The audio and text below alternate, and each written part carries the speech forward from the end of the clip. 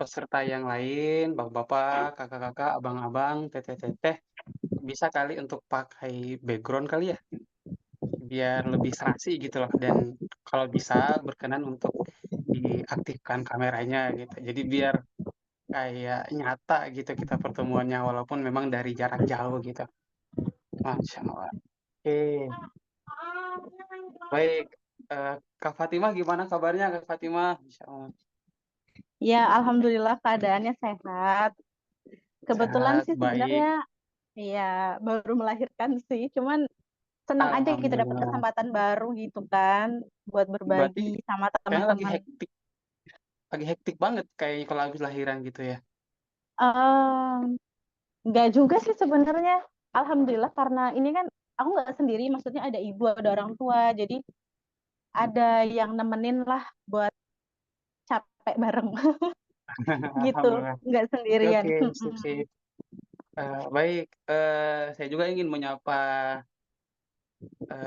peserta yang lain. Ada Ibu Nia yang on cam. Sehat, Bu? Oke, oke, oke, oke. Yang lain juga boleh kalau nggak ingin apa menyalakan mic-nya, boleh kabarnya di pesan chat aja. Ada Pak Rahmat, Pak Adi, eh, Teh Merina, ada Kak Christian, ada Kak Ongki juga, ada Kak Ari. Pakai saya kenal nih Kak Ari nih. Kak Ari Alfian Alfasabi, gitu. Muhammad Ibnu Majah, Kak Nadia, Kak Jihan, Kak Muhammad Ibnu. Oke, karena sudah ya lewat 3 menit ya, jam 8 ya. Sebelum kita mulai, jadi mungkin saya ingin sedikit menyampaikan beberapa hal pengantar ya, sebelum nanti dimulai sama Kak Fatimah. Jadi diskusi malam hari ini, kalau kita lihat dari bukunya ya, sepertinya menarik banget gitu. Sejarah Alhamdulillah Nusantara yang disembunyikan. disembunyikan gitu. Ada juga kayak mirip dengan judul buku yang Sejarah Dunia yang Iya, disembunyikan gitu loh. iya. Mirip Ini ya? emang, Atau ya mungkin nanti backgroundnya bisa kali ya nanti aku ceritain gitu ya. oke, oke, oke, oke, oke. Kayak agak mirip-mirip gitu ya. Mm-mm, mm-mm.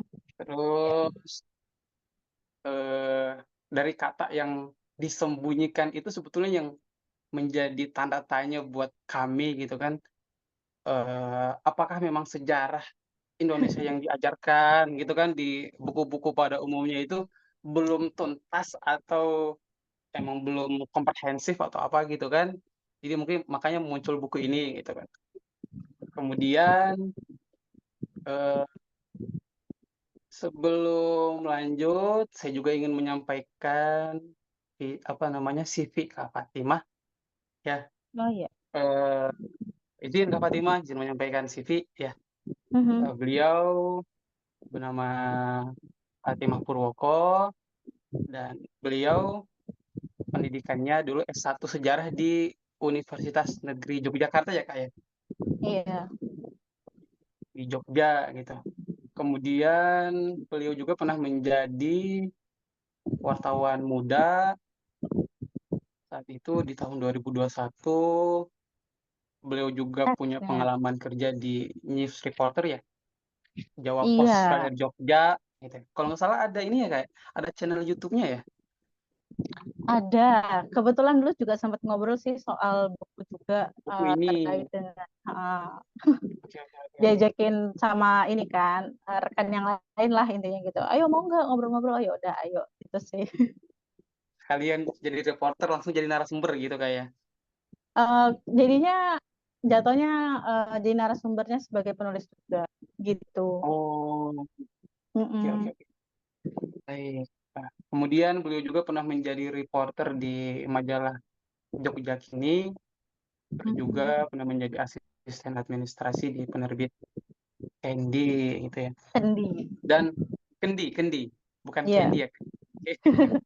Dan masih banyak lagi. Salah satunya nih eh, karya beliau yang akan kita diskusikan malam hari ini yang berjudul Sejarah Nusantara yang Disembunyikan dan ternyata ada karya yang lain lagi Kak ya. Sultan Iya, Agung itu kalau nggak salah judul bukunya Kak ya. iya, itu lebih membahas terkait dengan perjuangannya dan kiprahnya Sultan Agung di bidang seni dan budaya sih. Tuh. Oh, jadi agak agak beda ini lebih ke tokoh ya. Kalau yang Iya, itu Sultan lebih Agung. biografi. Mm-mm. Oke, baik-baik. Nah, jadi paling kita malam ini ngebahas yang satu dulu nih, buku beliau nih yang berjudul tadi ya, Sejarah Nusantara yang Disembunyikan. Iya, tak perlu berlama-lama dari saya ya, karena saya bukan narasumber ya, jadi langsung saja kami persilakan kepada Kak Fatimah eh, dengan senang hati kami persilakan untuk menyampaikan diskusi Oke, malam hari. oke.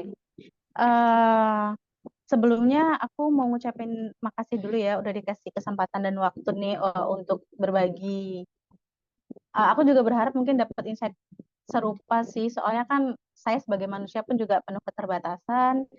Em, nggak semua hal saya tahu, nggak semua buku saya baca juga gitu kan. Kemudian terkait dengan buku ini, tadi sempat disinggung ya namanya sama dengan judulnya sama, hampir mirip gitu dengan salah satu buku karya apa? Saya lupa penulisnya lagi. Em, Karya yang udah pernah ada, sejarah dunia yang disembunyikan. Memang buku ini awalnya diskusi saya dengan editor Mas Alfi waktu itu, terus dia yang mengusulkan judul ini sih gitu untuk mengambil judul Sejarah Nusantara yang Disembunyikan, dan dia juga memberikan beberapa masukan ide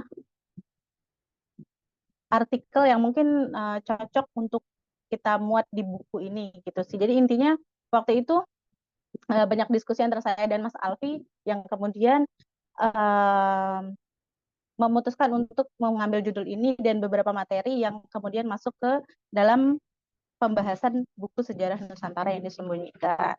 Ya, buku ini emang kita bagi ke 4 babak ya waktu itu.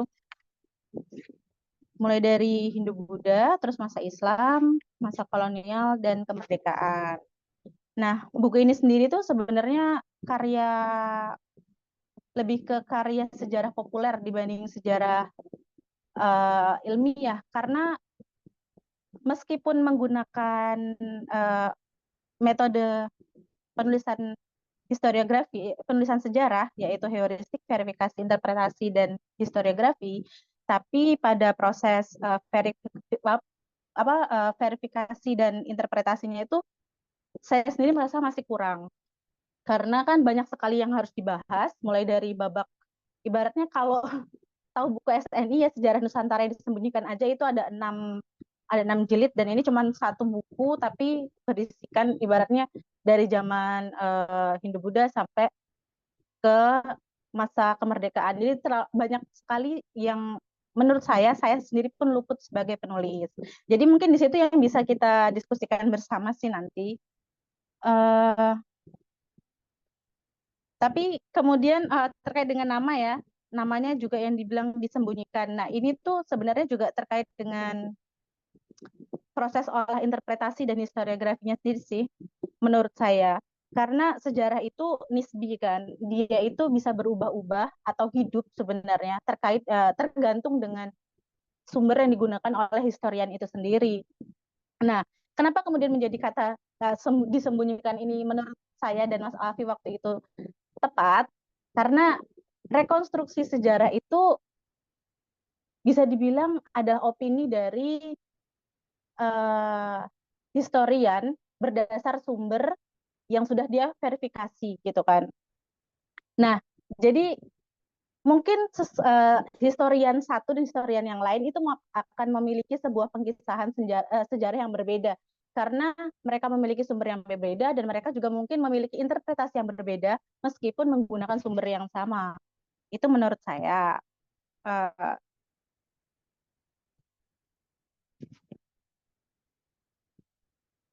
dan buku ini kemudian menurut saya tuh tampil juga sebagai alter dari penulisan sejarah yang umum sih yang udah kita tahu saat ini. Karena kan kita cenderung mengikuti historian besar yang memiliki alur sejarahnya sendiri, memiliki penulisan sejarah yang sudah dianggap baku oleh masyarakat umum. Lantas hanya kemungkinan itu yang mungkin dianggap sebagai sebuah sejarah, padahal mungkin ada kemungkinan-kemungkinan lain dari sejarah itu sendiri, ada kemungkinan-kemungkinan lain dari sejarah yang mungkin terpikirkan atau terinterpretasi lagi oleh historian yang lain. Jadi semacam berbeda gitu, memiliki apa ya, kayak pandangan atau rekonstruksinya sendiri seperti itu. Nah, mungkin itu sih kalau untuk pengantar awalnya ya. Kalau untuk nanti secara lebih lanjutnya, mungkin kita bisa diskusikan bersama aja sih. Mungkin terkait dengan prosesnya sendiri lagi bisa ditanyakan, atau ya kita bisa diskusikan terkait dengan materi buku ini, karena menurut saya juga ini ruang yang sangat terbuka dari buku ini untuk bisa didiskusikan lebih lanjut, didebat juga, dikritik juga, karena saya sendiri pun juga merasa sebagai penulis masih banyak kekurangan karena tidak semua buku bisa saya baca, tidak semua hal juga saya ketahui. Ya mungkin begitu, Mas Bahar. Bisa dilempar aja langsung biar kita bisa diskusi bareng gitu.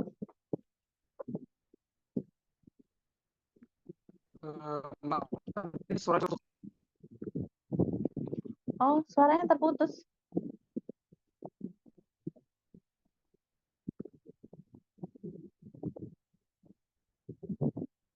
Tadi udah nggak putus. Gimana Kak? Maaf, Gimana? tadi suaranya agak ini udah kedengar saya. Oh, oke. Kalau sekarang masih masih juga nggak bagus. Udah. Udah Oke. jelas. Mm-mm. Iya.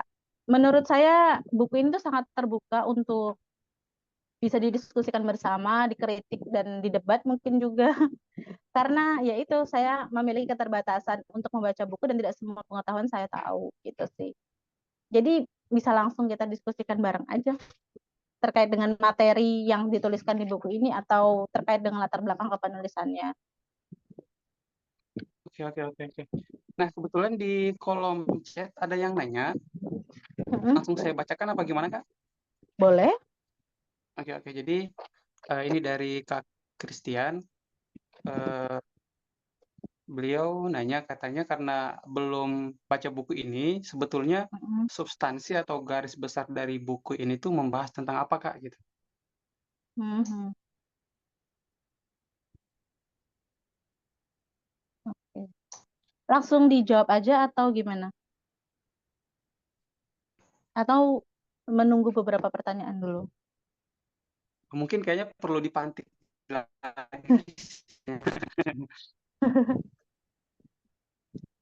Sambil nunggu yang lain gitu Kak maksudnya. Oke, jadi ini boleh dijawab dulu ya. Iya, mangga Kak. Oke. Secara garis besar, sebenarnya buku ini itu memberikan gambaran lain dari sejarah yang saat ini sudah kita ketahui. Misalnya nih, seperti kisahnya yang paling ini ya. Kalau dari judul dari babak pertama yang Hindu-Buddha, Ken Arok adalah anaknya Tunggul Amatung. Itu sebuah apa ya? Mungkin bisa dibilang menabrak sejarah yang saat ini sudah kita ketahui pada umumnya. Sudah. Kalau iya, kalau Ken Arok itu ya cuman rakyat jelata yang kemudian bisa masuk ke kerajaan, bukan ke kerajaan, ke apa namanya, bisa bisa kemudian masuk dalam lingkungannya Tunggul Ametung, terus kemudian mengambil tahtanya sendiri Tunggul Ametung, dan dia menciptakan, kemudian malah didukung oleh Mbah Brahmana untuk melakukan apa melakukan kudeta gitu terhadap kerajaan di sana gitu. Itu cerita sejarah yang pada umumnya kita tahu gitu kan. Tapi kemudian saya menemukan bukunya Bukhari itu, dia menyatakan itu dari interpretasinya dia menyatakan kalau Ken Arok itu sebenarnya bukan orang biasa. Kenapa dia bisa dengan segitu mudahnya masuk ke sebuah lingkungan yang bisa dibilang prestisius, karena kan waktu itu ketika masa Hindu-Buddha itu kasta itu tidak serta-merta gitu aja bisa bisa didapatkan oleh seseorang gitu kan. Nah, jadi ada kemungkinan-kemungkinan lain yang terbuka, dan ada simbol-simbol juga yang dibaca oleh Bukhari terkait dengan penyebutan atau pengistilahan yang digunakan untuk Ken Arok, yang memungkinkan kalau Ken Arok ini sebenarnya bukan orang biasa, tapi mungkin saja adalah anaknya dari Tunggul Ametung sendiri. Itu kenapa dia mudah untuk masuk di lingkungannya Tunggul Ametung. Seperti itu sih. Jadi bisa dibilang Tunggul Ametung dibunuh oleh anaknya sendiri kemudian gitu. Nah, ini juga yang saya itu cukup takjub ya ketika membaca tulisannya Pramudia Nantatur yang judulnya juga Arok Dedes. Itu dia bisa menggambarkan bagaimana raut wajahnya Tunggul Ametung dan raut wajahnya Ken Arok itu sebenarnya serupa gitu sih. Jadi ada hal-hal yang oh ternyata ada ya pemikiran, atau bukan pemikiran, oh ternyata adalah interpretasi dari sebuah sejarah yang berbeda dari yang sudah pada umumnya kita ketahui berdasarkan pembacaan dan interpretasi yang berbeda. Seperti itu. Itu secara garis besarnya sih, menurut saya memberikan alter dari sejarah yang sekarang sudah ada berdasarkan dari interpretasi seorang historian terhadap sumber yang dia dapatkan. Oke, berarti lebih kepada apa ya, dalam buku ini jelaskan tentang sejarah Arok dari sudut pandang yang lain gitu kayak. Dari kan kita ini percaya sebuah kisah itu karena yang menuturkannya itu adalah orang yang terpercaya lah ibaratnya gitu ya. Nah, sejarah yang ilmiah kan menggunakan metode yang baik, mulai dari heuristik, kemudian verifikasi, habis itu interpretasi, dan baru dituliskan atau historiografi. Nah, di dalam ruang interpretasi inilah terjadi yang dibilang dengan fakta sejarah atau kebenaran sejarah yang sebenarnya itu milik dari si seorang historian. Ketika fakta sejarah dari historian yang fakta sejarah yang dikemukakan oleh seorang historian ini kemudian disepakati oleh banyak orang atau umum, akhirnya kita mempercayai hal yang sama. Padahal mungkin ada kemungkinan-kemungkinan lain yang terbuka gitu. Ada interpretasi lain yang terbuka yang sebenarnya bisa kita olah dan kemudian menciptakan sesuatu yang bukan menciptakan, tapi memunculkan ternyata ada interpretasi yang lain juga gitu, ada pengkisahan yang lain juga gitu. Iya, betul. Ya Jadi misal ya memang bisa ya ada orang ya oke okay. Iya, soalnya ada orang yang kemudian mengatakan kita meluruskan sejarah. Sebenarnya bukan meluruskan sejarah juga gitu kan. Tapi yang terjadi adalah dia memiliki interpretasi yang berbeda atas sebuah pengkisahan sejarah. Kenapa bisa jadi berbeda? Karena sumbernya berbeda mungkin.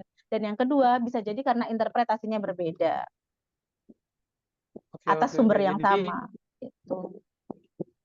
jadi tadi Kak sampaikan sumbernya itu sama, cara pandangnya. Nah, ya Oh, bisa jadi ya kayak sebuah bola ya, misalnya sebuah bola gitu. Kita mungkin bisa melihatnya hanya sekedar bulat gitu kan. Tapi bisa jadi yang lain mungkin melihatnya dari sisi yang berbeda, menjadi sedikit lonjong, mungkin karena pembiasan cahaya berubah menjadi apa. Ini kan ya itu sih tergantung dari kita sisi melihatnya bagaimana.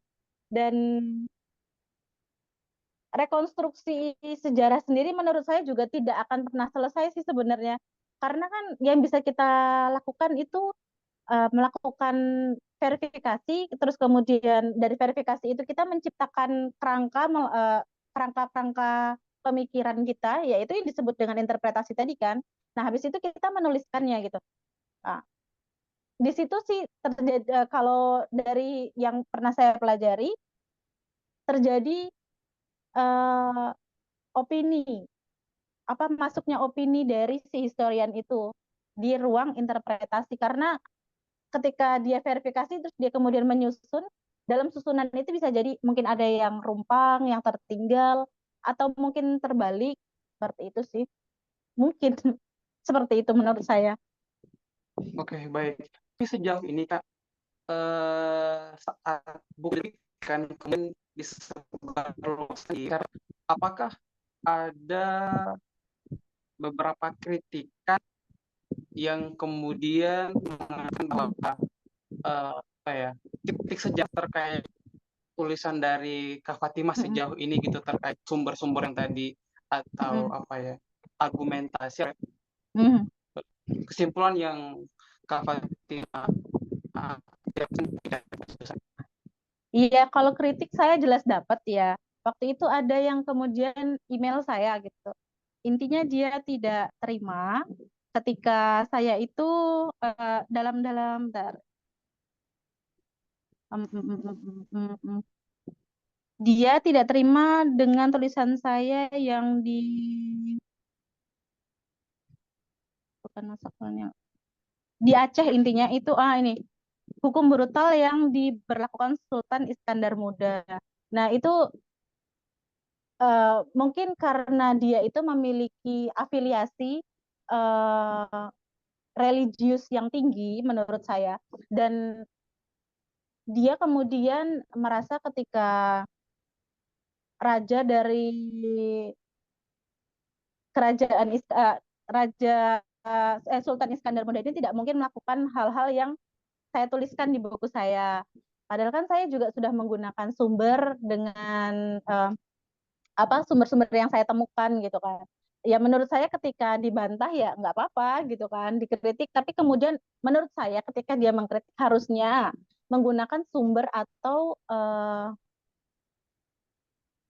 melakukan riset yang sama sih, intinya minimal melakukan riset yang sama. Jadi ketika mengkritik tidak hanya kemudian merasa tidak setuju, tapi juga bisa memaparkan sumber-sumber yang dia peroleh, seperti itu sih. Karena Berarti kan beliau mengkritik mm-mm, tanpa didasari dan tanpa dokumen atau fakta yang iya, kuat gitu kayak. mm-mm. Dan Oh, memang sejarah itu tidak semuanya, jadi sejarah itu tidak semua baik dan tidak semua buruk gitu kan. Jadi kita tuh melihat sosok seseorang itu sebaiknya ya melihat orang ini sebagai manusia pada umumnya, menurut saya harusnya seperti itu kan. Jadi manusia itu memiliki sisi buruk dan sisi baiknya. Nah, ketika yang dia baca mungkin sisi baiknya saja dan belum pernah mungkin membacakan sisi buruknya, dan ketika tahu langsung tidak terima. Tapi nggak apa-apa sih. Cuman waktu itu ketika dikritik tidak menggunakan sumber, jadi ya udah sih, saya dapat email cuman saya baca aja, kemudian nggak saya balas gitu. oh, oke. Nggak sampai ketemu kan ya? Enggak sih, nggak apa-apa. Kalaupun ketemu juga nggak apa-apa sebenarnya. Saya open kok kalau misalnya dikritik juga nggak apa-apa kayak gitu. Karena kan balik lagi saya memang memiliki keterbatasan seperti itu. Oke, oke, oke, oke. Baik, ini menarik ya. Apa namanya? Cerita-cerita di balik sebuah karya gitu ya. Ya, ada yang Mm-mm. setuju, ada juga yang, Iya, yang mengkritik. Itu udah biasa kali ya kayak di dalam dunia penulisan gitu. iya. Nah, Dan emang berikutnya harus ada yang kita nanya terima lagi. juga sih. Ya, boleh, boleh. Oke, oke, oke. Nah, di kolom chat ada yang nanya lagi. Dari Kak Adi nih, bagaimana proses kreatif pembuatan buku ini? Kemudian terutama mengenai aspek pengumpulan sumbernya, Kak. Mhm. Nah, itu Kak Oke, pertanyaannya. oke. Saya jawab ya dari Adi ya. Iya, Oke. Kalau proses kreatifnya sebenarnya itu prosesnya panjang sih, lumayan panjang karena sebenarnya nggak langsung buku. saya tuh bersyukur banget ya. Saya tuh punya teman-teman yang juga suka diskusi gitu kan. Karena kita tuh punya ketertarikan yang berbeda kan. Setiap manusia itu punya ketertarikan yang berbeda. Nah, kebetulan waktu itu grup diskusi kita tuh cuma 5 orang isinya, 4 orang cewek, 1 orang cowok. Terus kita tuh punya apa sih ya? Punya ketertarikan masing-masing gitu loh. Yang satu tertarik banget dengan apa budaya, yang satu tertarik banget dengan perempuan, yang satu tertarik sekali dengan pemikiran dan mentalitas. Terus ada juga yang tertarik dengan konspirasi.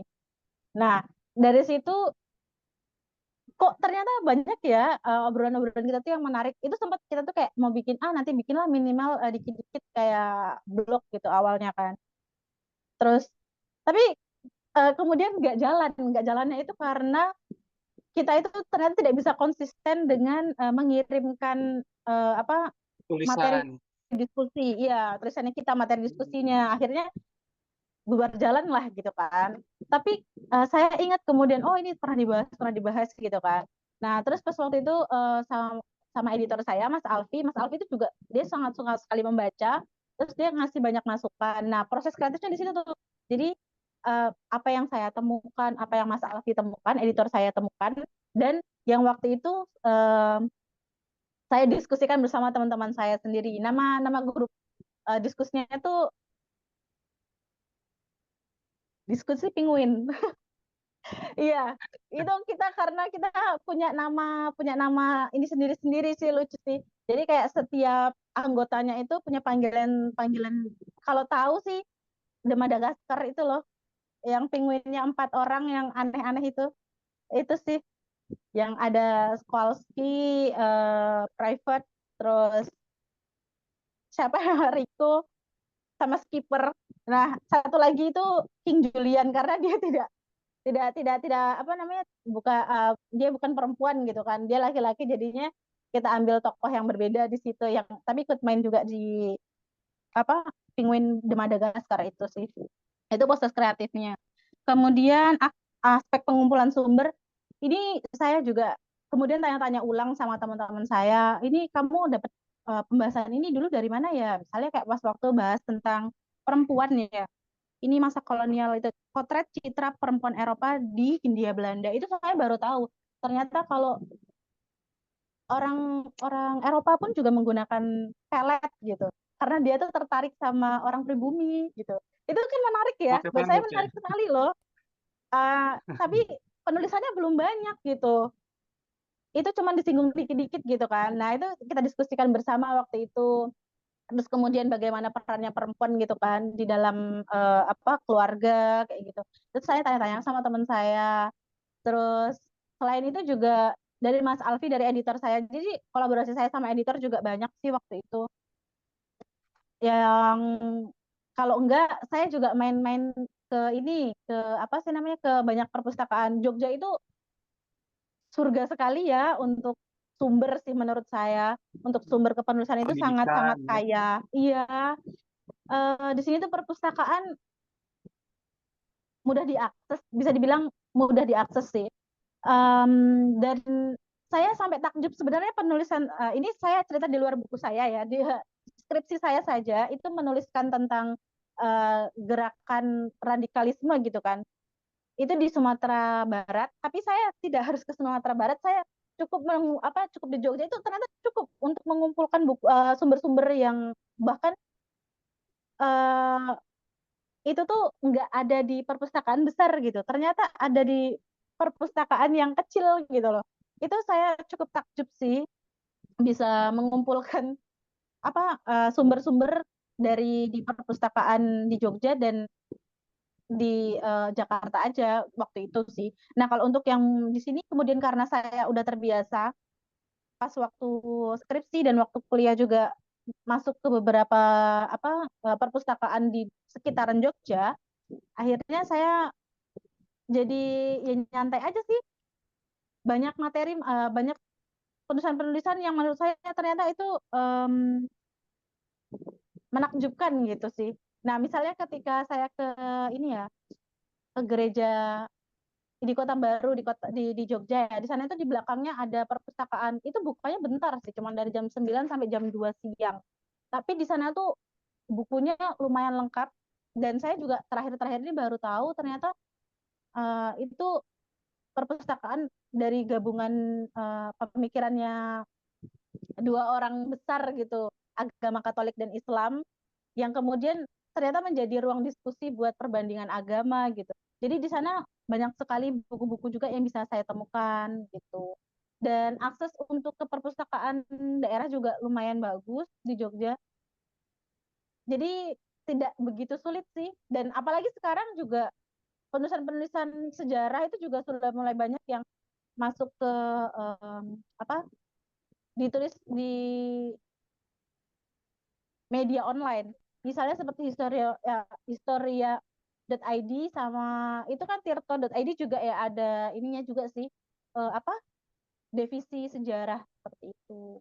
Jadi kayak sekarang kalau misalnya um, mau cari materi atau cari ide sebenarnya gampang banget sih ya tinggal main ke perpustakaan. Terus yang kedua atau kalau kalau nggak yang kedua ya kita bisa search karena saya pun juga pakai dua metode kan. Ada yang buku fisik dan ada juga yang online menggunakan sumber dari online seperti itu. Oke. Berarti kalau untuk pengumpulan sumbernya itu nggak ada yang melalui wawancara gitu kayak semua melalui buku gitu. Iya, nggak ada yang lewat wawancara sih waktu itu. Karena nggak ada yang saya temuin secara, maksudnya kan sejarah itu minimal ditulis 25 tahun sebelum penulisannya. Jadi peristiwa sudah terjadi 25 tahun yang lampau, kemudian terus kita tuliskan gitu kan. Nah, itu nggak ada peristiwa yang sekitar 25 tahun yang lalu yang eh, saya tuliskan. Atau yang mungkin beliau-beliaunya masih hidup gitu. Maksudnya sumber sejarahnya masih hidup. Oke, oke, oke. Baik. Eh, Sebelumnya tadi mungkin bagi Kak Adrian sama Kak Adi apabila ada yang ingin ditanggapi, boleh silahkan nanti ditambahkan lagi pesannya di kolom chat ya. Kalau apa jika ada yang ingin ditanggapi lagi gitu. Nah, ada pertanyaan lagi nih Kak. Mm-mm, Dari oh ini Kak Christian lagi ya. Kak Christian mm-mm. lagi. eh, pada proses kreatif, sudut pandang dalam penyusunan buku ini didahului oleh adanya sumber atau sumber yang kemudian memunculkan sudut pandang, Kak. Ya, maksudnya temanya dulu atau kemudian interpretasi dulu gitu ya. Eh, Iya, Kalau ini sih kebanyakan ini saya sudah menemukan duluan. Jadi ketika saya lihat buku gitu terus oh ini ada penulisan, oh ternyata ada pemikiran yang kayak gini ya gitu. Terus saya diskusikan gitu kan sama editor saya waktu itu terus dibilang oke, yaudah terus kita masukkan gitu. Kalau misalnya ditambahkan misalnya memungkinkan untuk ditambahkan sumber yang lain bisa saya tambahkan tapi ketika waktu itu tidak ada ya udah sih pakai satu sumber yang penting sumber ini bisa dipertanggungjawabkan seperti itu. Jadi um, kebanyakan memang dari sumber dulu sih, bukan yang saya memikirkan saya pengen nulis ini gitu. Cuman satu sih paling ya itu skripsi saya masukin karena menurut saya kayak cukup waktu itu mungkin belum banyak orang tahu aja sih gitu. Makanya saya ngerasa kayak ya udah nih masukin aja gitu. Karena itu saya memilih tema dulu, baru hasil kemudian saya penelitian juga mencari gitu kan sumbernya. ya. Iya, soalnya sayang kalau misalnya skripsinya kemudian teronggok sih. Oke, oke. Berarti tadi didahului sumber gitu Kak ya? Iya, kebanyakan dari sumber dulu. Didahului sumber, bukan didahului apa namanya sudut pandang baru sumber gitu ya.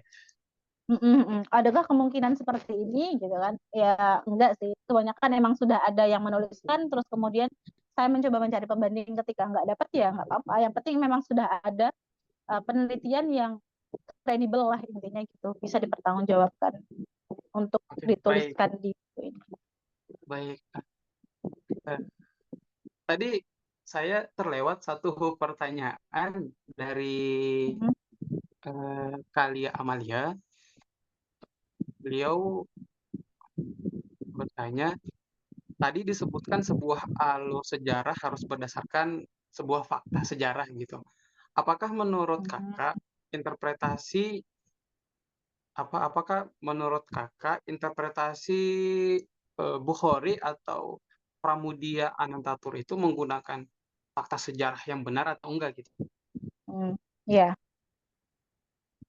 fakta sejarah itu dan fakta adalah sebuah hal yang berbeda. Jadi fakta sejarah itu dimiliki oleh historian, sedangkan fakta adalah kejadian sebenarnya atau kejadian yang sebenar-benarnya. Nah, kemudian dibilang apakah fakta sejarah itu benar? Benar ketika dia menggunakan sumber yang kredibel atau yang bisa dipercaya. Kemudian disusun menjadi sebuah rekonstruksi sejarah, dituliskan, kemudian itulah yang menjadi fakta sejarah dari sang historian. Gitu. Jadi kalau misalnya dibilang fakta sejarah itu apakah benar atau tidak, secara ilmiah dia benar, tapi dapat didebat secara ilmiah pula, yaitu dengan cara melakukan penelitian serupa. Seperti itu sih, itu yang saya pahami. Oke, oke, oke.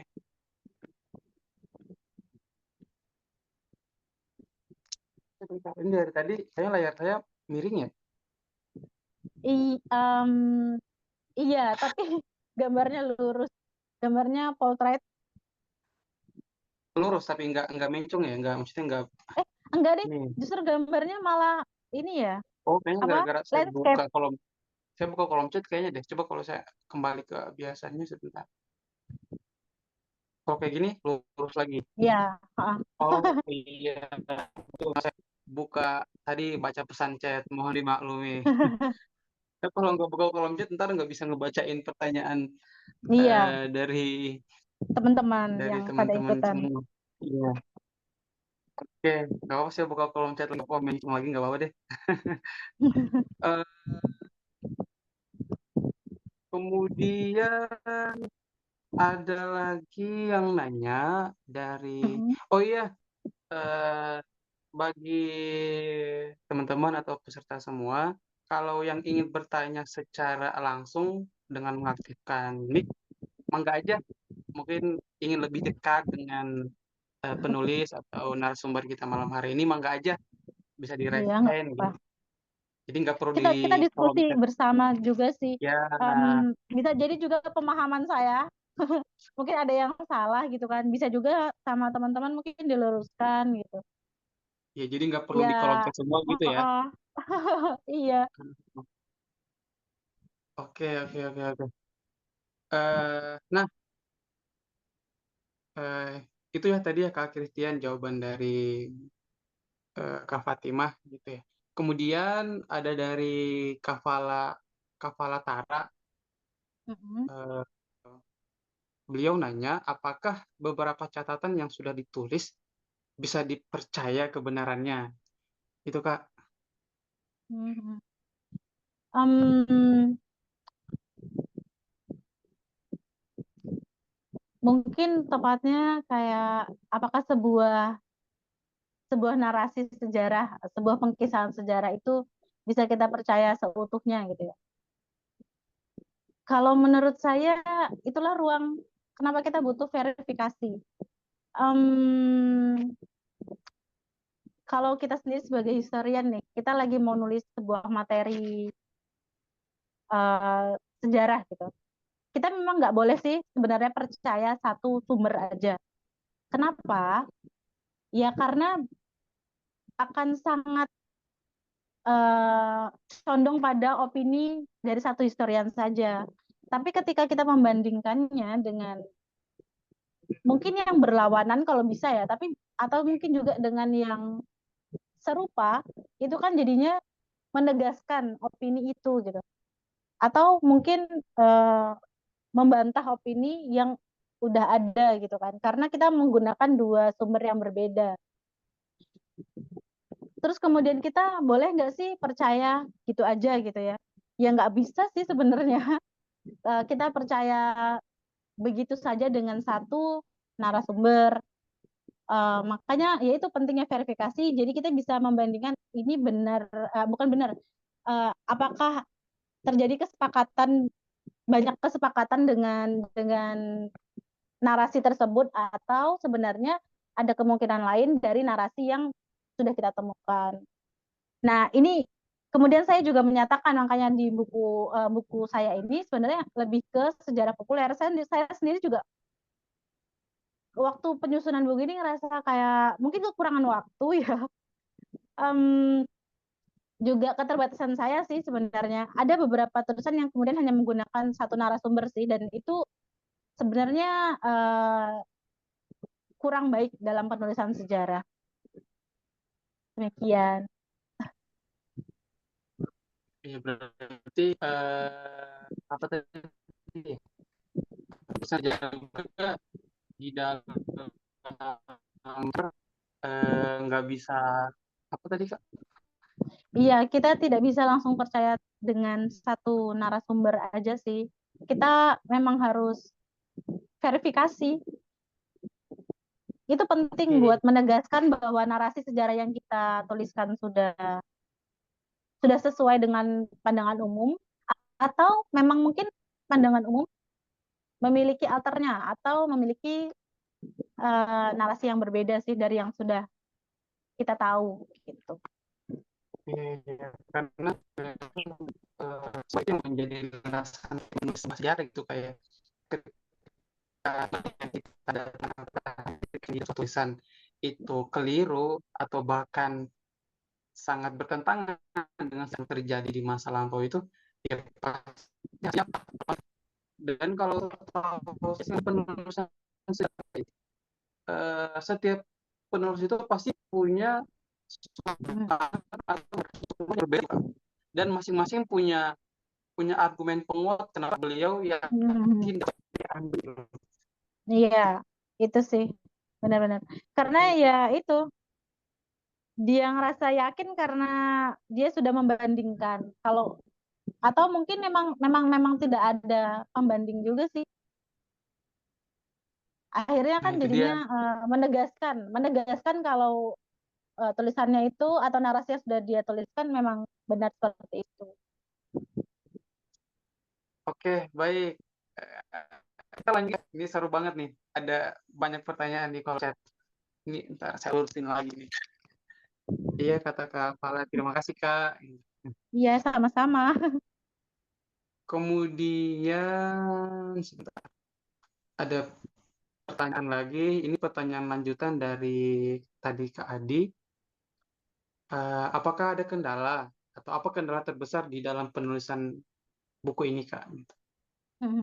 Kalau kendala tuh di waktu penulisan, karena kan di target, bukan apa ya, kayak nggak bisa lama-lama kan waktu itu sih.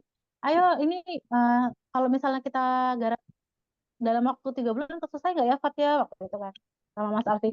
Ya kita coba deh Mas gitu kan. Terus ya itu, tapi diskusinya kan kemudian jalan gitu kan. Jadinya lumayan cepat. Itu kendalanya di waktu, sama yang kedua keterbatasannya saya dalam membaca buku, karena kan nggak semua buku bisa saya baca. Em, dan mungkin masih ada yang harusnya saya tambahkan mungkin dalam penulisan beberapa artikel, tapi tidak bisa seperti itu sih. Kemudian mungkin menemukan sekarang yang baru mungkin, terus tapi kan tidak bisa ditambahkan sih di dalam ininya, di dalam penulisan bukunya lagi seperti itu. Kendalanya lebih ke waktu dan di sumber, keterbatasan saya lebih ke sumber sejarahnya. Yang lain-lain aman, Kak, ya? Kak Bara, boleh ikut diskusi? Iya boleh. Boleh, mangga. Iya, pertama saya nyesel banget ya, maksudnya belum baca nih bukunya ya. Jadi kayaknya bukan bingung sebenarnya, lebih ke tadi itu pernyataan yang awal-awal itu yang bikin saya tuh menarik nih ya gitu ya, tentang yang Ken Arok itu adalah putra Anaknya dari Tunggal Ametung. anaknya dari Tunggul Ametung gitu. Jelas kan tadi juga setelah terakhir saya dengar juga Kak Fatima ya, ini kan Mhm, historian ya, berarti mhm, seorang lulusan dari sejarah gitu ya, yang jelas tahu urutan bagaimana sebuah sejarah itu harus dibuat gitu kan. Nah, cuma tadi tuh saya tuh terganggunya tuh ya itu tadi ketika saya yang memang mengertinya bahwa si Ken Arok itu bukan putranya Tunggul Ametung gitu ya, karena memang mhm, ternyata di Pararaton juga yang jelas-jelas sebagai fakta keras mungkin ya, mungkin Mbak Fatima juga ngerti, mhm, eh itu kan menjelaskan bahwa dia adalah putra dari Gajah Pala ya kalau nggak salah. Jadi seorang bupati juga gitu ya di daerah lain, tapi karena ada masalah dibuang oleh ibunya. Nah itu ada di Pararaton gitu. Nah mhm, itu kan yang saya percaya ya. Saya percaya dan karena juga saya pernah baca juga terjemahannya gitu. Tapi ketika tadi itu saya terganggunya tuh dengan ini loh, karena memang benar kalau fakta sejarah itu seiring waktu tuh pasti keluar yang mhm, baru-baru gitu ya. Maksudnya tuh mungkin mhm, tahun ketika Pararaton itu dijadikan bahan sebagai sejarahnya si Ken Arok itu si fakta yang ini belum keluar gitu ya. Apakah prasasti atau tulisan yang lain itu kan belum keluar. Cuma tadi itu saya tuh terganggunya dengan eh eh, apa ya namanya menyatakan bahwa oh kayaknya mhm. bukan loh ini bukan Interpretasi. ini anaknya Tunggul Ametung gitu tapi kok datanya dari Pramudia gitu ya yang tadi chat saya yang pertama Mhm, gitu ke Pramudia sementara Pramudia sendiri eh apa ya namanya beliau setahu saya jarang sekali gitu menyertakan fakta keras di si tulisan-tulisan dia bahkan seringnya dia menyatakan bahwa ini sebuah novel loh ya gitu. Kalau novel itu kan lebih ke arah fiksi ya sebenarnya gitu. Bahkan saya juga sempat baca juga tuh tulisannya siapa yang sudah meninggal itu juga dia bikin tentang Majapahit tapi ya dia belakangnya dia ini novel loh gitu ya. Jadi jadi ini sebuah interpretasi tapi lebih ke arah fiksi akhirnya gitu ya karena dia menyatakan bahwa ini novel gitu. Nah, kalau secara buku yang ditulis oleh Kak Fatima itu jadi berupa apa gitu. Karena kan ditulis oleh seorang historian ya. Apakah ya. berupa buku sejarah gitu ya yang membuka sejarah baru atau karena menemukan fakta baru atau hanya sekedar yang terakhir, nah saya juga kaget. Ternyata sebuah sejarah populer gitu. Nah saya nggak ngerti Hmm. sih sejarah populer itu apakah berarti kita mengesampingkan fakta-fakta yang sebenarnya gitu. Jadi eh, ya itu sih karena kalau buku itu dicetak dan dibaca oleh banyak orang yang mungkin kebanyakan adalah awam dan dia menyetujui gitu ya tanpa merunut bagaimana caranya si penulis ini mendapatkan fakta itu buat saya sih ngerasa oh cukup bahaya nih gitu ya jangan-jangan nanti orang-orang berpikir juga seperti itu gitu ya seperti yang kalau saya punya pengalaman dulu dengan bahwa apa sih Candi Borobudur itu dibuat oleh Nabi Sulaiman gitu ya itu kan Ah, setengah orang di Indonesia kayaknya percaya gitu ya tapi kan bukti-bukti kerasnya kan ya fakta-fakta yang ini ya, dia jelas dibuat oleh siapa gitu ya tahunnya ada segala macam nah itu yang sebenarnya saya terganggu dengan itu sih jadi ah, menurut Kak Fatimah sendiri gitu ya tulisan yang Kak Fatimah buat minimal di yang tadi aja ya yang diceritakan mhm, Arok karena itu kan lumayan ya maksudnya ih ya gitu bisa gitu ya Ken Arok mhm, membunuh ayahnya sendiri untuk mendapatkan istri ayahnya kan karena Ken Dedes istri ayahnya gitu mhm. Eh, itu kan lumayan ya maksudnya teh bikin shock gitu ya Nah itu sih ya itu yang saya pengen tahu sebenarnya. Itu tadi saya rada terganggu dengan itu. Tapi kalau sebenarnya saya betul-betul pengen nanti mungkin kalau ada rezeki Mhm, atau ada waktu saya beli bukunya deh. Mungkin saya salah gitu ya. Nah ini mungkin mhm. tolong diluruskan Kak Fatimah ya, Mas ya. Oke. Makasih. Ya, eh, maaf tadi dengan Mbak siapa ya Lia. namanya? Oh Nama saya Lia. Lia. Iya. Oke. Makasih Mbak Lia buat insight-nya ya, gitu, terkait dengan salah satu pembahasan buku saya ini tadi, gitu.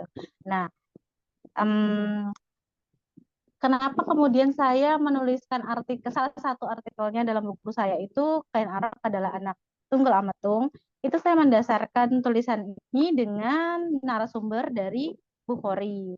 Bukunya sendiri melacak sejarah kuno Indonesia lewat prasasti, terbitan Jakarta Gramedia tahun 2012. Nah, waktu itu saya sebenarnya juga rada rada kaget gitu sih pas Skeptis. waktu baca buku ini. Waktu itu saya lagi duduk-duduk aja sih sebenarnya di perpustakaan kampus, terus kemudian saya ketemu buku ini, saya agak lupa sih kalau nggak salah waktu itu covernya warna putih hijau gitu. Nah, terus kemudian saya em, mencoba mengusulkan gitu kan judul ini ke Mas Alfi, terus di ACC kan. Nah, itu saya membandingkannya kemudian dengan buku Selamat Mulyana gitu. Nah, itu sih saya mengawalinya itu dari sumbernya Bukhari yang judulnya Melacak Sejarah Kuno Indonesia lewat Prasasti yang terbitan Gramedia tahun 2012. Nah, kemudian saya baru membaca novelnya Pramudia Anantatur. Di situ kemudian secara samar-samar dia juga seolah apa namanya menyiratkan gitu sih. Ada kemiripan antara Tunggul Ametung dan si Ken Arok. Nah, ini sih yang kemudian tadi saya bilang, oh ada dua penulisan yang saya ngerasa itu match gitu loh. Itu sih bukan kemudian dari tulisannya Pramudia baru saya tuliskan gitu. Nah, tuh. Nah, kemudian terkait dengan sumbernya sendiri, Bukhari juga menggunakan pararaton. Ini yang saya sebut tadi kemudian fakta sejarah itu fakta sejarah itu dimiliki oleh historian dan bisa jadi setiap historian itu memiliki fakta sejarahnya masing-masing karena mereka memiliki interpretasi yang berbeda meskipun menggunakan sumber yang sama. Nah, kenapa kemudian Bukhari ini dari pembacaan saya ya, uh, kemudian kenapa Bukhari bisa memiliki pemikiran yang demikian? Dia mencoba mengupas penulisan tradisional yang menggambarkan kalau Ken Arok itu tubuhnya bersinar gitu kan. Nah itu sih yang kemudian dia maknai atau dia diinterpretasikan oleh Bukhari itu sebagai penggambaran kalau sebenarnya dia itu bukan bukan rakyat jelata kayak gitu loh. Kalau dia itu uh, juga sebenarnya keturunan ningrat, tapi mungkin dengan cara yang salah gitu kan. Akhirnya dia terpaksalah dibuang atau kemudian menjadi rakyat jelata. Nah, kenapa dia bisa gampang banget nih masuk ke lingkungannya Tunggul Ametung kalau misalnya dia orang biasa. Nah, inilah interpretasi-interpretasi dari Bukhari yang kemudian memunculkan fakta sejarahnya. Si Bukhari menyatakan kalau Ken Arok ada kemungkinan kalau dia anaknya Tunggul Ametung seperti itu. Jadi nggak dari novel sih. Cuman saya ketika baca novel itu ngerasa kayak loh, kok ini sama ya dengan yang pernah saya tahu kayak gitu. Dan sumbernya juga ini kebetulan saya cuma pakai dua. Ini juga yang saya sebutkan bagaimana saya itu terbatas waktu dan pengetahuan. Saya nggak semua buku saya baca. Saya nggak tahu semua pengetahuan gitu kan. Nah ini saya cuma menggunakan dua narasumber sih buat artikel yang judulnya Ken Arok adalah anak Tunggul Ametung. Sumbernya dari Bukhari yang pertama, terus kemudian ada tambahan dari Slamet Mulyana. Iya. Makasih ya udah dijawab. Iya, sama-sama. Oke, Baik, ada izin bertanya. tanggapan. Iya, Silahkan. Ah, terima kasih Mas Bahar. Fatimah, barusan Iya, saya coba membuka googling lah ya iya, terkait tentang buku tersebut. Kalau kita coba untuk tadi sepintas-sepintas sih ada 51 halaman yang tersedia. Saya coba untuk mungkin di sini Mbak Fatimah mencoba untuk menawarkan sebuah konsep berpikir yang keluar dari kebiasaan orang bertutur mengenai sejarah. iya, Terlepas apakah sumbernya dari yang resmi, misalnya dari pemerintah, apakah yang resmi, apa yang keluar dari para sejarawan. Terlepas tadi juga sudah disampaikan bagaimana mereka masing-masing merekonstruksi sejarah dengan fakta-fakta yang berbeda. Nanti iya. juga dicampur dengan cara berpikirnya setiap sejarawan itu seperti apa. Tapi dari itu semua saya simpulkan bagaimana kita mampu bertutur menceritakan sebuah sejarah menjadi sebuah yang menarik kan begitu. Mhm, mhm, Nah, di sini saya membuat kesimpulan bahwa buku tersebut menukil beberapa kejadian lah ya. Tadi ada Tunggul Ametung mhm, dengan mhm, beberapa halaman begitu ya, di Penogoro mhm, beberapa halaman segala macam. mhm. Iya, Meskipun memang saya setuju dengan apa yang disampaikan karena di beberapa momen, misalnya Anhar Gonggong juga pernah menceritakan sebuah lukisan yang dibikin oleh Raden Saleh itu diceritakan secara detail. Kenapa menghadap ke sini, kenapa menghadap ke sana, segala macam. mhm, Terus kejadiannya di hari apa, kenapa di hari tersebut, segala macam. Nah, terus Arok Dedes, nah mungkin kalau Arok Dedes saya pikir sih debatable. Kenapa? Karena mhm, eh, kalau dasarnya dari siapa itu Pramudia Anantatur, kebetulan saya juga sudah bacanya. Jadi si mhm, buku tersebut menarik kayak ketapel gitu, menarik ke belakang begitu jauh, menggambarkannya begitu hebat untuk bisa melontarkan ke depan. Nah, ke depannya itu kapan? Hari ini. Hari ini mhm, menurut saya adalah kejadian yang paling aktual untuk menggambarkan buku tersebut. Bagaimana orang berkelompok memegang panjinya masing-masing kayak partai-partai politik tersebut terus berperang segala macam ya. Terjadilah kisah yang mirip Arok Dedes mungkin ya seperti itu. Nah, eh, alangkah mungkin saran saja kalau misalnya eh, untung tadi ada yang spill yang YouTube tadi ya. Jadi di grup, jadi saya, oh apa sih ini ya? Gitu ya. Akhirnya meskipun persiapannya kurang, barusan jadi akhirnya baca-baca dulu yang di googling tadi. Ya saya sih ada beberapa hal yang menurut saya eh, di waktu yang lalu itu sudah saya dapatkan informasi yang Mbak sampaikan di dalam buku tersebut. Jadi cara berpikir yang memang ada loh yang disembunyikan seperti ini. eh, Orang nggak tahu gitu. Taunya yang secara garis besar gelondongannya aja agar mereka tahu bahwa inilah sosok pahlawan kan begitu ya. mhm, Tapi mhm, kejadian-kejadian di balik kepahlawanannya itu ada apa aja yang menarik kan itu yang coba digambarkan. Nah, mungkin dibikin beberapa seri lah gitu ya. Misalnya iya, dalam dalam jumlah lembar yang sedikit begitu, satu kejadian per kejadian gitu ya. Dari rentang waktu dari Hindu ke Buddha, Buddha kemana gitu mhm, ya sampai ke revolusi kan begitu. Jadi, mhm, oh ini kejadiannya di Ponorogo tuh ada seperti ini loh. Kejadiannya Ken Arok Dedes tuh ada seperti ini loh. Kejadian eh, siapa tadi? Sultan Agung. Siapa? eh, Sultan Iskandar Muda. Sultan Muda. Nah, misalnya seperti itu. Jadi barulah nanti kelihatan gitu. Sayang sekali kalau dikemas dalam satu buku, rentang waktunya begitu jauh, gitu hanya Mhm, digambarkan dalam eh, satu buku saja. iya, Jadi atau misalnya buku ini anggaplah prolog untuk buku-buku berikutnya ya kita sambut dengan mhm. baik saja. Gitu mungkin. Mbak, terima kasih atas penyampaiannya. Ya, mudah-mudahan terus berkembang. Kita tunggu lagi karya-karya selanjutnya yang lebih menarik dari hari ini. Ya, Mangga. Assalamualaikum warahmatullahi wabarakatuh. Waalaikumsalam warahmatullahi Assalamualaikum wabarakatuh. warahmatullahi wabarakatuh.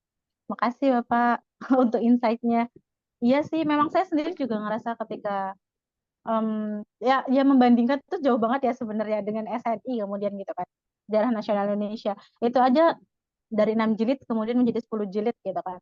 Sedangkan ini itu rentan waktunya juga ini tapi sangat sangat sedikit sekali karena cuman satu buku gitu kan. Itu sih. Nggak, dan ini juga buat penyusunannya waktu dan keterbatasannya kami sih waktu itu juga untuk menambah mungkin sumbernya. Jadi nggak bisa buat lebih banyak. Kalau kedepannya mau ada lagi ini jadi buku prolog atau pemantik buat yang selanjutnya, ya semoga, amin. Karena masih sebenarnya juga terbuka ruang gitu kan buat banyak hal juga mungkin yang masih belum tertuliskan seperti itu. Ya, terima kasih Pak untuk insight-nya. Makasih buat doanya juga. Semoga ke depan bisa menambah lagi karya-karya lain yang lebih baik. Amin, amin. Ya, Oke, baik. Terima kasih, Pak Rahmat. Ini semakin menarik ya. Semakin malam semakin menarik nih. Tadi di awal-awal nih masih ini ya. Mungkin tadi belum terlalu kepantik ya. Belum terlalu nah gitu ya. Di kita kembali lagi Kak ke kolom chat ya. Udah ada beberapa pertanyaan. Eh sebentar dari Kak Reza. Di dalam buku Pak Suwardono, Tafsir Baru Kesejarahan Pararaton, Pak Suwardono memberikan argumen bahwa Ken Arok memang anak haram seorang pejabat tinggi, tapi tidak secara spesifik anak tunggal Lametung. tunggu lama tuh ya.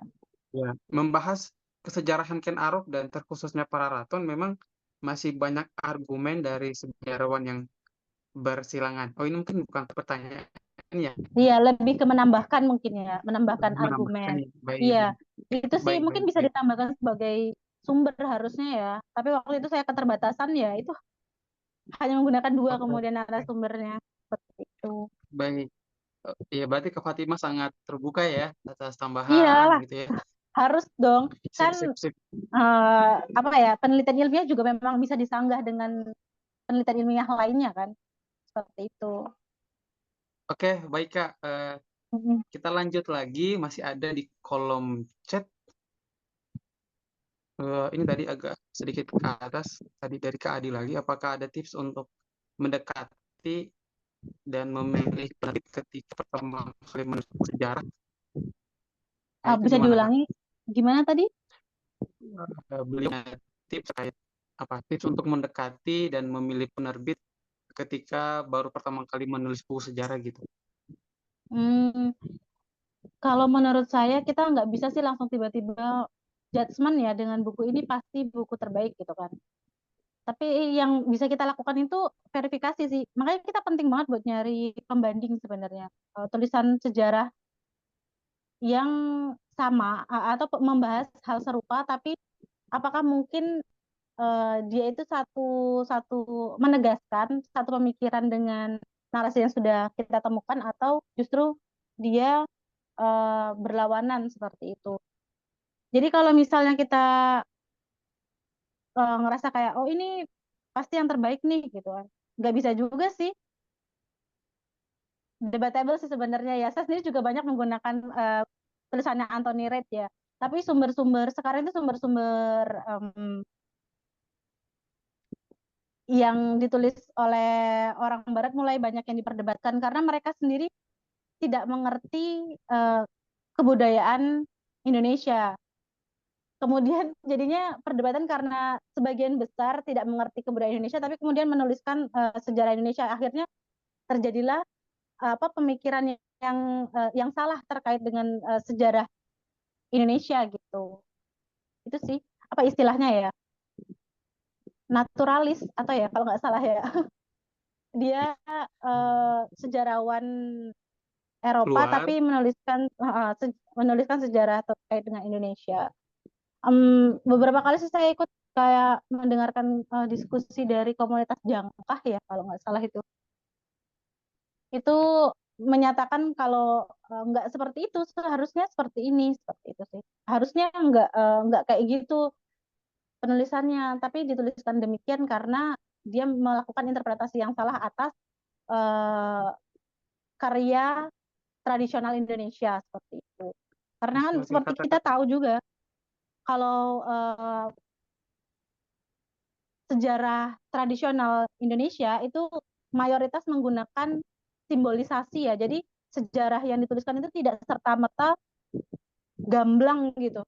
Seperti sejarah yang sekarang kita tuliskan gitu. Tapi kan dia tersimbol dan itu yang harus kita bisa baca melalui pendekatan budaya yang juga cukup kental gitu kan.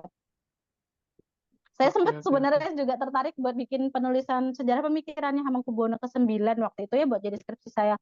Tapi kemudian saya urungkan karena saya juga merasa tidak berani dengan pendekatan budayanya karena saya takut salah dalam Menafsirkan. menafsirkan sumber yang saya dapat seperti itu. Ah, tadi dilanjut sama Kak Reza, apakah yang tadi itu penulis dari luar kemudian menulis tentang sejarah Indonesia itu termasuk bias dari orientalis gitu Kak? Oh ya, orientalis ya istilah bukan naturalis ya, saya lupa. Oke. Iya, orang luar kan Nah, yang iya. belajar orientalis.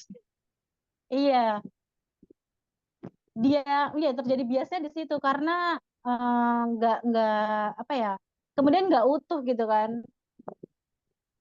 Mungkin kalau misalnya sejarahnya simple, misalnya kayak kapan tempe catatan pertama kali tempe itu masuk ada di Indonesia misalnya gitu kan. Terus menggunakan rujukan Serat Centini misalnya ya. Oh ternyata pada pada apa pada tahun sekian itu udah ada tempe. Tapi kan kita nggak tahu sebelum itu gitu loh. Tapi kalau misalnya sekedar dikatakan pada tahun segini tempe sudah ada menurut catatan dari Serat Centini misalnya gitu kan. Oh, itu bisa. Tapi ketika lebih jauh lagi kenapa kemudian ada gitu kan. Itu kan juga susah gitu ketika kita nggak tahu banget gitu terkait dengan budayanya atau sosial masyarakatnya ini kemudian terbentuklah sebuah pemikiran misalnya gitu sih. Akhirnya terjadilah sebuah peristiwa sejarah yang harusnya yang kita tulis yang ingin kita tulis gitu.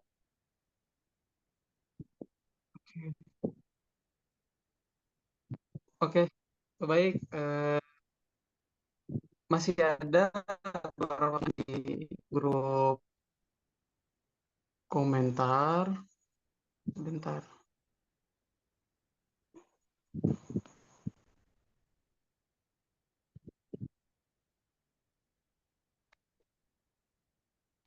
Eh, dari Kak dari Kafala ya, untuk pencarian Arok apa bisa dicari langsung ke lapangan dan tidak hanya sumber pada sebuah informasi yang sudah dicatat. Itu mungkin Gimana tambahan boleh? dari Kak. Untuk pencarian Arok bisa dicari tahu sumbernya langsung ke lapangan dan tidak hanya mengandalkan informasi. Ini saya Jujur ya bingung kalau apa bisa langsung saya jawab aja ya. Ya jujur sih ya, kalau mangga. saya nggak bisa baca prasasti ya. Jadi kalau misalnya saya harus menggunakan sumber langsung yaitu Pararaton, Negara Kertagama, saya sendiri juga nggak bisa. Makanya saya menggunakan interpretasi dari historian yang sudah atau yang dia mampu gitu kan membaca sumber itu. Dan saya menggunakan interpretasinya. Nah, kalau yang ini kan saya menggunakan interpretasinya Pak Bukhari gitu kan. Ya jadinya demikian seperti itu sesuai dengan pembacaan atau interpretasi Pak Bukhari. Karena saya sendiri saya terbatas, saya tidak bisa semua tulisan, tidak bisa semua bahasa. Itu sih. Saya merasa tidak mungkin bisa membaca Pararaton seperti itu. Kalau misal mau dari sumber utama ya sumbernya itu, karena itu sumber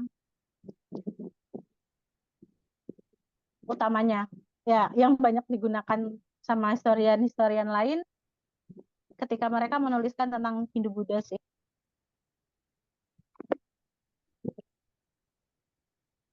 Oke, baik. Ada pertanyaan lagi dari kalian Boy. Berhubung tidak menyimak dari awal, jadi googling dulu barusan tentang isi buku kakaknya. Ada beberapa tentang Majapahit. Apakah dalam buku ini menyinggung tentang perang Bubat? Bagaimana tanggapan kakak tentang perang Bubat? Terima kasih. Oh, ini kemarin bentar ya. Saya agak-agak lupa juga sebenarnya. Jawa sama Sunda ya. Iya, banyak hal yang sebenarnya saya tuh sebenarnya juga mesti banyak baca lagi sih. Kalau seingat saya sih ini tuh sebenarnya lebih ke masa, sebenarnya berapa lama sih kerajaan Majapahit itu ada gitu loh.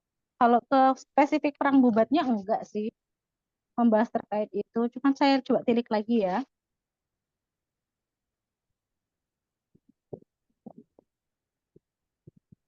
Iya, ini nggak membahas terkait dengan itu sih.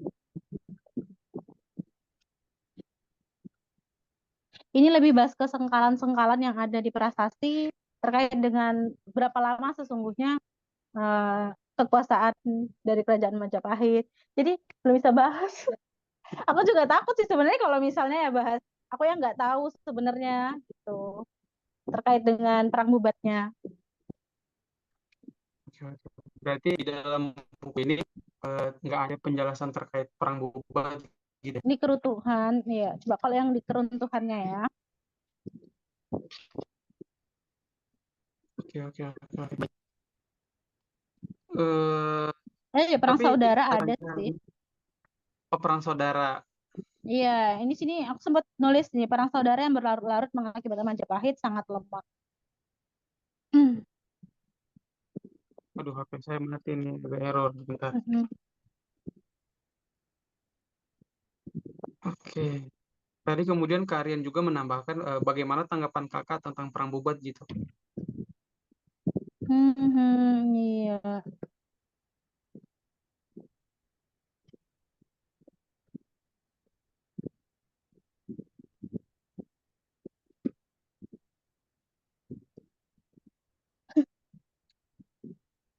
Halo? Tadi Iya, suaranya saya kedengeran nggak ya? mencoba cari, saya membaca lagi ya, secara Oh, oke, oke, spesifik, oke. kemudian penulisan, oh iya, Eh, iya lebih ke keruntuhannya sih memang. Mhm. Inilah ya, kalau misalnya manusia ini penuh keterbatasan, maaf ya teman-teman, karena saya sendiri juga memang ngerasa sih, saya punya keterbatasan terkait dengan ingatan, terus kemudian sumber yang saya gunakan juga tidak seutuhnya, bukan tidak seutuhnya, em, kurang kurang jadinya kurang banyak pembanding. Ini saya juga cuma menggunakan satu narasumber nih, dua ding, dari Hasan sama dari Nengah. Ini saya cuma menyebutkan perang saudara ya. Kemudian mengakibatkan Oke. kerajaan Majapahit lemah, yang kemudian runtuh ini di sekitar 1400 Saka. Tapi ternyata bukan tepat di 1400, mungkin lebih dari itu gitu sih. Jadi bisa jadi lebih dari 1400 sesuai yang udah kebanyakan ditulis. Karena di sini ada sengkalan Tirno hilang, Kertaning Bumi. Itu mungkin saya nggak bisa Oke, ngasih oke, tahu baik. banyak sih terkait dengan perang bubatnya. Maaf ya. Oke, Kak, nggak apa-apa, Kak. Iya, Kan nggak ada di dalam buku ya, jadi nggak apa-apa sih. iya. Oke. eh ini kita lanjut lagi bagaimana, Kak? Masih ada pertanyaan? Boleh sih, tapi si anak udah mulai minta ditemenin. Oh, gitu ya. Ini satu lagi sih, Kak, di Mm-mm. kolom chat. Mm-mm. Jadi pertanyaannya itu sebetulnya apa faktor utama dari kejatuhan Kerajaan Majapahit? Kejatuhan Majapahit gitu, Kak. Kalau dari buku ini sih ya, ini karena perang saudara yang berlarut-larut itu sih. Nah, ini kemudian berkolerasi dengan perang bubat ini apa enggak? Saya sepertinya butuh butuh butuh ini lagi sih, butuh mencari lagi sumbernya. Karena saya sendiri sebenarnya kurang buat di Hindu Buddha sebenarnya ya. Saya tuh lebih suka ngomongin soal mentalitas dan pemikiran tapi di era kolonial sebenarnya.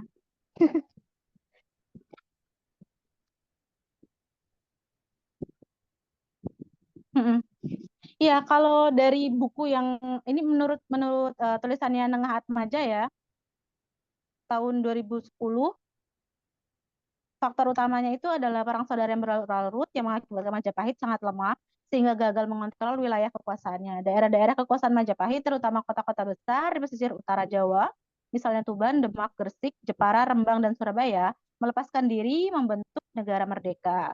Para adipati penguasa kota-kota pelabuhan yang semula beragama Hindu-Buddha beralih ke agama Islam.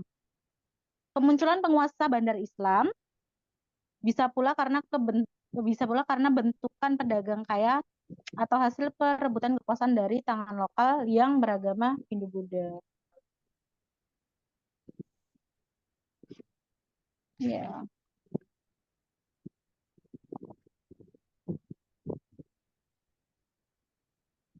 Jadi bisa dibilang sih garis besarnya ya karena Islam masuk sih.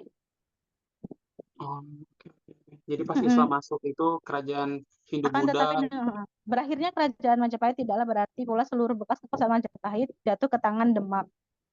Tidak berarti pula seluruh bekas wilayah kerajaan Majapahit menjadi Islam. Sisa-sisa kerajaan Majapahit ini masih sampai akhir abad ke-16 masih ada. Bahkan sampai ke abad 17, daerah Blambangan, ya Blambangan itu daerah Kediri ya, sekitar daerah Kediri gitu, masih merupakan sebuah kekuasaan Hindu. Iya, saya agak-agak ingat-ingat lupa sih pas waktu sejarah Hindu-Buddha juga em, terakhir itu bukan bukan kerajaan Majapahit tapi kerajaan Blambangan gitu sih. Maksudnya di era Hindu-Buddha ya, itu sih seingat saya. Oke. Berarti Ya. faktor utamanya tadi itu ya, ada Mm-mm. paham baru yang menggantikan yang apa yang masuk kemudian menggeser kerajaan Majapahit gitu ya. Kalau perang ini tadi sempat ada saya lihat di layar ya, perang dengan Islam. Mungkin karena daerah kekuasaannya itu kemudian beralih ya, dikuasai Islam. Jadi kemudian pelan-pelan jadi saya agak lupa juga ya. Iya, iya, iya. Ini kemudian kerajaan Majapahit itu kalau nggak salah dia menarik diri yang awalnya itu maritim kemudian jadi agraris itu loh. Seingat saya. Jadi eh, awalnya itu mereka berjaya perdagangan di sekitar utara Jawa. Kemudian karena ini diambil alih gitu kan sama orang-orang Muslim, terus akhirnya jadi mereka kayak kehilangan power gitu sih. Dan lama-lama meredup-redup dan ya itu akhirnya eh, Hindu Buddha, maksudnya kerajaan Hindu yang terakhir akhirnya kan bukan di Majapahit tapi di Blambangan. Baik, baik. Hmm. Eh, kalau kata eh, Kak Kanjeng Nuki, mungkin karena bentuk mandala-mandala yang tidak mengharuskan tunduk sepenuhnya gitu. Nah ya bisa jadi juga sih karena akhirnya kan dikuasai sama pihak lain gitu ketika ini memang tidak harus patuh gitu kan ya. Oke, baik, baik. Terus ditambahkan lagi sama Kak Hasan Subirin, berarti akibat perang dengan Islam ya, Kak, gitu. Nah ya itu tadi sih kalau perang sih kayaknya enggak ya, tapi karena kemudian wilayah-wilayah ini di apa ya, dikuasai oleh pihak lain gitu, bukan lagi dikuasai oleh Majapahit. Makanya Majapahit tidak memiliki powernya yang sebesar dulu gitu. Oke, baik-baik. Dan dia menarik diri akhirnya kan, nggak lagi maritim tapi jadinya agraris. Mhm. Oke, eh, baik Kak, karena apa namanya, tadi si Dede udah pengen ditemenin ya. Mhm. Ini ada Iya, satu pertanyaan terakhir sih, gimana menurut Kakak ya. kira-kira? Coba dulu deh. Apa? Ya, ini mungkin terakhir kali ya, Mhm. sebelum kita cukupkan gitu. Ini lebih ke nanya pendapat Kakak sih, gimana pendapat Kakak tentang mitos bangsa Indonesia yang dijajah 350 tahun gitu, apakah dibahas di buku itu atau enggak? Kalau dibahas di buku ini enggak, seingat saya loh. Oke, berarti nggak ada Mhm. itu ya, Iya. nggak ada. Oke, Tapi oke, itu oke, oke. itu juga debatable sih, maksudnya masih bisa sangat terbuka ruang yang lebar gitu kan. Bisa apa enggak untuk disebut 350 tahun, karena kan itu tergantung tergantung lagi sih dengan sumber yang mungkin ditemukan teman-teman gitu. Oke, oke, oke. Baik, mungkin untuk diskusi berikut juga dengan pertanyaan, kita cukupkan kali ya teman-teman semua, karena melihat kondisi juga dari Kak Fatimahnya, ya karena si Dede pengen temenin Kak ya. Ya kita ngerti lah semuanya insya Allah. Karena sudah mau jam ini juga sih, bentar lagi, 7 menit lagi. Jadi mungkin eh, sampai di sini dulu diskusi malam hari ini. Insya Allah masih ada diskusi-diskusi selanjutnya tiap pekan dengan buku baru, tentunya dengan narasumber yang baru.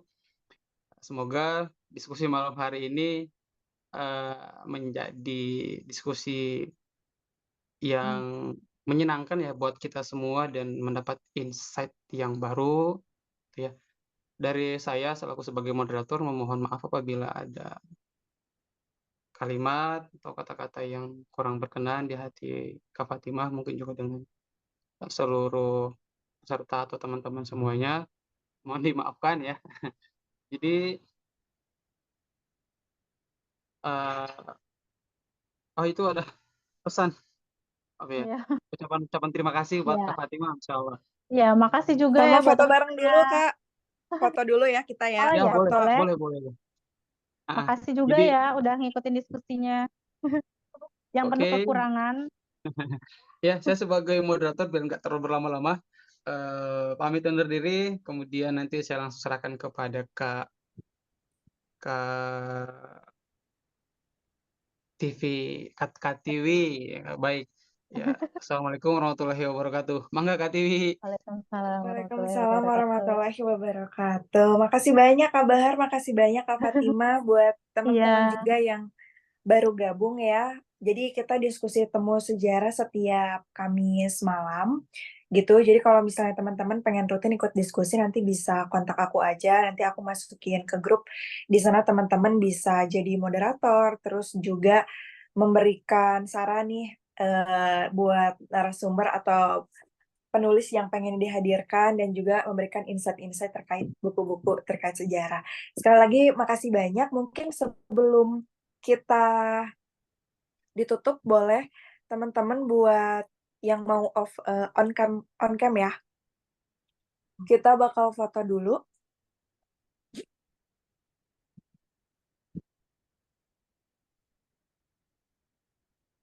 Oke, siap. Iya. 1, 2, 3. Boleh sekali lagi ya teman-teman ya. Oke. 1, 2, 3.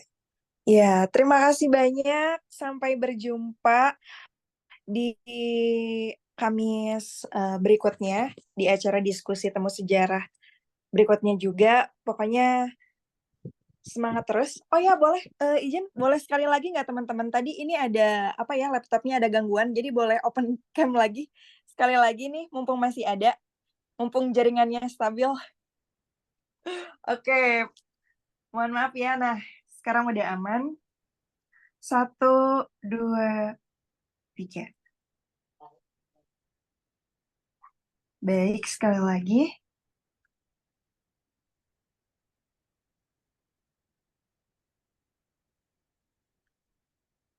Oke, terima kasih. Sampai berjumpa di Kamis berikutnya. Assalamualaikum warahmatullahi wabarakatuh. Makasih Kak Fatimah, sehat Waalaikumsalam terus. warahmatullahi wabarakatuh. Waalaikumsalam Makasih ya. warahmatullahi wabarakatuh. Oke, kita Oke.